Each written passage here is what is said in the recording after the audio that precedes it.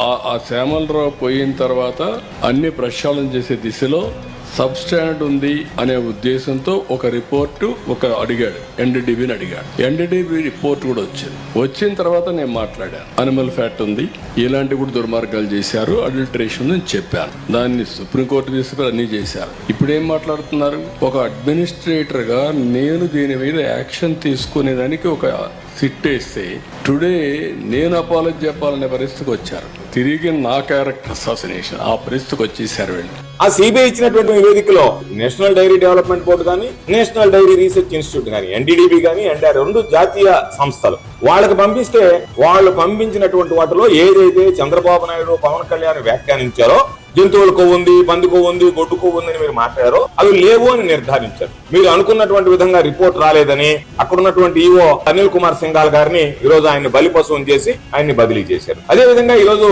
దాని మీద సుప్రీంకోర్టు చెప్పినా ఎక్కడన్నా ఆగారా? లేదే. మీ ఇష్ట ప్రకారం ఊరు వాళ్ళ ఎక్కడికి వెళ్ళినా సరే వెంకటేశ్వర స్వామి యొక్క ఔన్నత్యాన్ని, పవిత్రతని దెబ్బతీసేటువంటి విధంగా మీరు అనేక సందర్భాల్లో అనేక వేదికల మీద వ్యాఖ్యలు చేశారు. ఈరోజు నిజాలు నిర్ధారణ అయ్యాయి. కాబట్టి నిజాలు చెప్పాల్సినటువంటి బాధ్యత ఈరోజు ఏదైతే మీరు వైఎస్ఆర్ కాంగ్రెస్ పార్టీ మీద, మా నాయకుల మీద, గతంలో బోర్డు చైర్మన్ గా పనిచేసినటువంటి వ్యక్తుల మీద మీరు నిందలు వేస్తే ఆ నిందలన్నీ నిరాధారమైనటువంటివి, ఆ నిందలన్నీ తప్పు అని చెప్పి ఈరోజు ల్యాబ్ రిపోర్ట్స్ వచ్చిన తర్వాత అవి ప్రజల్లో మాట్లాడతాం, మేము వివరిస్తాం ప్రజలకి. దానివల్ల వచ్చిన నష్టం ఏంటి, తప్పేంటి, దాన్ని అధిగమించడానికి మీరు చేసేటువంటి పనులేంటి? ఫ్లెక్సీలు కడతారా? ఆ ఫ్లెక్సీలు కట్టి తప్పుడు ప్రచారాన్ని ఇంకా కొనసాగిస్తారా?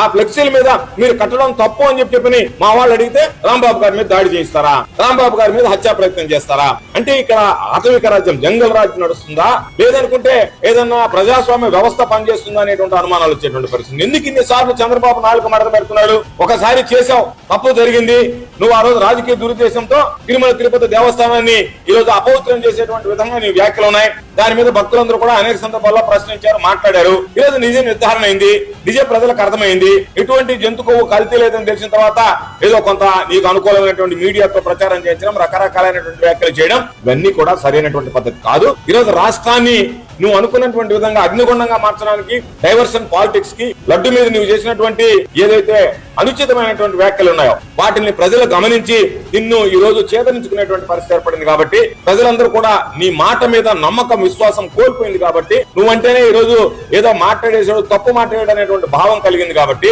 దాన్ని సరిదిద్దుకోవాలంటే నీ ముందున్నటువంటి మార్గం, నేను పొరపాటు చేశాను కాబట్టి నేను చంపలేసుకుంటున్నాను, నేను దానికి సంబంధించి భక్తులందరికీ క్షమాపణ చెప్తున్నాను అనేటువంటి మాట మాట్లాడకుండా మీ ఇష్ట ప్రకారంగా ఆ దుష్ప్రచారాన్ని కొనసాగిస్తూ ఏదో ఒక విధంగా డైవర్షన్ పాలిటిక్స్ కు పాల్పడుతూ దాని గురించి నేను మాట్లాడను అంటూనే మాట్లాడేటువంటి. నువ్వు ఎందుకు మాట్లాడకూడదు? మాట్లాడా, ఏమైనా మాట్లాడాలా?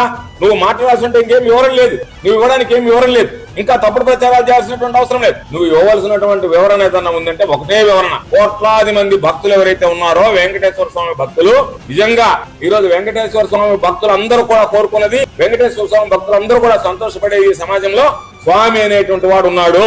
నిజం గెలిచింది. లడ్డు విషయంలో చంద్రబాబు నాయుడు చెప్పినటువంటి అబద్ధాలన్నీ కూడా పటాపంచలైపోయినాయి. కాబట్టి నిజం గెలిచింది, వాస్తవాలు ప్రజలకు తెలిసాయి. కాబట్టి సాక్షాత్తు వెంకటేశ్వర స్వామి మహిమ వల్లనే ఈరోజు ఏది వాస్తవం అనేటువంటి తేలిపోయినటువంటి పరిస్థితుల్లో నువ్వు మాట్లాడటానికి ఏమీ లేదు. చంద్రబాబు నాయుడు గారు ఇప్పటికైనా సరే బుద్ధి తెచ్చుకొని కోట్లాది మంది భక్తులకి క్షమాపణ చెప్పాల్సిందే, లెంపలు వేసుకోవాల్సిందే.